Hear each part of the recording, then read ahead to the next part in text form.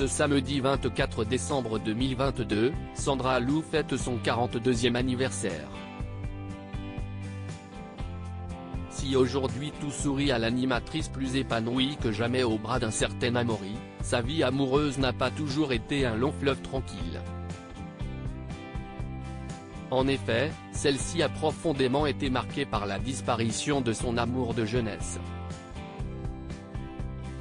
Vous l'avez découverte dans la première édition du Bachelor il y a 20 ans, Sandra Lou tentait sa chance au jeu de l'amour et du hasard dans la célèbre télé-réalité.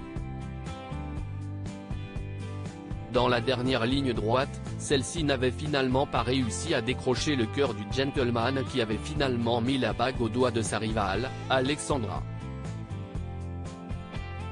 Une déception amoureuse supplémentaire qui ne l'empêchera pas de trouver l'amour quelques années plus tard. Aujourd'hui maman d'une petite Lily, fruit de son ancienne union avec Michael qu'elle avait épousé en 2007, la chanteuse vit des jours heureux aux côtés d'un certain Amaury. Plus épanouie que jamais, elle a d'ailleurs tenu à officialiser les présentations à l'occasion de la Saint-Valentin. Alors que les Tourtereaux s'étaient offert une escapade on ne peut romantique sur les gondoles de la Sérénissime, Sandra Lou en avait profité pour déclarer sa flamme à l'élu de son cœur. Il faut parfois quelques années, et beaucoup de patience pour que la vie nous apporte simplement ce dont on avait vraiment besoin. Merci Amaury pour tous ces moments de bonheur et d'amour à tes côtés. Love a-t-elle écrit en légende.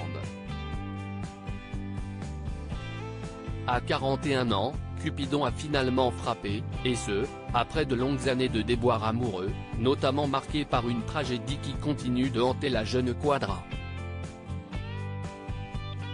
Un passé amoureux douloureux. Sandra Lou n'a jamais perdu de vue sa quête de l'amour malgré une terrible épreuve qui l'a profondément bouleversée. Comédienne engagée, celle-ci mène de front ses actions pour la lutte contre le cancer.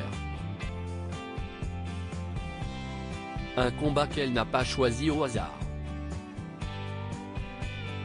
En effet, c'est en 2015 qu'elle avait fait de terribles révélations sur son amour de jeunesse, si est-ce un sujet que je ne connais que trop bien. L'un de mes amours d'adolescente a été atteint par cette maladie à 14 ans. Il est parti 10 ans plus tard, avait-elle confessé dans les colonnes de Télé Loisirs à l'occasion de la sortie de son livre Finger in the Nose dont les bénéfices étaient reversés à une association caritative engagée dans la lutte contre le cancer. Un ouvrage en hommage à son amoureux disparu et dans lequel de nombreux artistes se sont ralliés à sa cause à l'instar d'Alexandre Astier ou de Michel Larocque. Un joli pied de nez à la maladie à l'image du tempérament pétillant de la jeune femme qui fête aujourd'hui ses 42 ans printemps. Happy birthday.